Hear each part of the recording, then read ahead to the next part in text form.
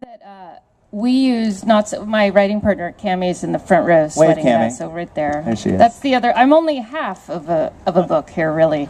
I know that we don't rely so much on the rules of our universe. We rely on the conflict of our universe, and the conflict of our universe is quintessential young adult conflict. It also resonates with adults, but it's my free will. I want my own decisions. I want to decide who I'm going to be. I want to be powerful. I want to fit in. I mean, these are like, we're all still dealing with that, but we just have a magical interpretation. When we're talking about wanting to be powerful, obviously, it's really be powerful with powers. So certainly there's a literal interpretation that comes about on this. Yeah, and I think one of the reasons why young adult literature has exploded the way it has, particularly in terms of fantasy, is I think it's like how science fiction operated in the 50s, where it's a safe way to talk about dangerous, powerful, real conflicts and ideas. And I think that we've been doing it. So I don't view it as so different from realistic fiction. I view it as sort of a different motif. I mean, for that. Interestingly, I heard Sherman Alexie speak last year, who wrote Absolutely True Diary of a Part-Time Indian, but kind of autobiographical about his story growing up on an Indian reservation. He said that the thing he gets most, whether the kids are poor or rich who have read this book, is that they identify with the idea that other people are making their decisions for them. And I feel like that power issue runs through all of these books, especially in these worlds. So you think, this is the theme I'm going to write, or if you just sit down and write a great plot and the characters happen out of that. So yeah, I don't know. Do we do that? I don't really know. I don't think that we have a theme. I mean, I think this stuff is really organic. Cammie and I are actually both teenagers, and, and that's our little secret right there. We've been cursed, so we look like this. But for us, I know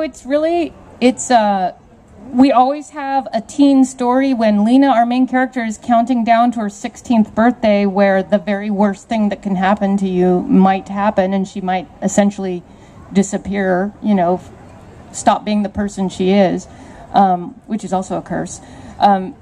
She's also worried about her 16th birthday party, and not having a party and trying to go out to the party even on this dangerous night of her curse. I mean, I think that there is always that sort of the small-scale social story, which is also, in reality, as big a story as the world hanging in balance. I mean, for a teenager in particular, those are never sorted out. And there's not a thing that happens. I think Libba Bray got to have so much fun this year with her latest book, Going Bovine, because she got to tell a fantasy story in the parameters of realistic fiction, right? I mean, it got to count as realistic fiction, although that is a crazy whacked out fantasy story, complete with the little lawn gnomes and everything. And the guy with the mad cow disease, right? Yeah, but I think that's a thing. If we could change something, the thing Sherman Alexie also said when he said the quote that you said at SCBWI was that fantasy wasn't as important as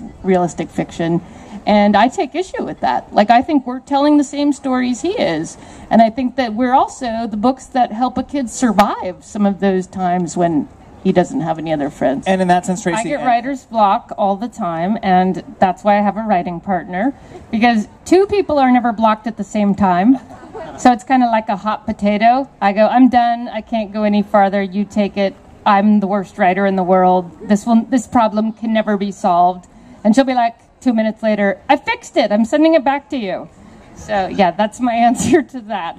And I also think for any of you aspiring writers out there, there's this whole mystic fantasy that the gods and goddesses of writing visit upon you, this book, which is delivered to you in its entirety. Every Thursday, yeah. Yeah, every Thursday. There's this whole other thing that a writer who I taught a creative writing panel with once said, which is called BIC, butt in chair. You have to practice a whole lot of butt in chair before you actually finish the book. So the whole mystic thing, that's good if that works for you, but get your butt in the chair.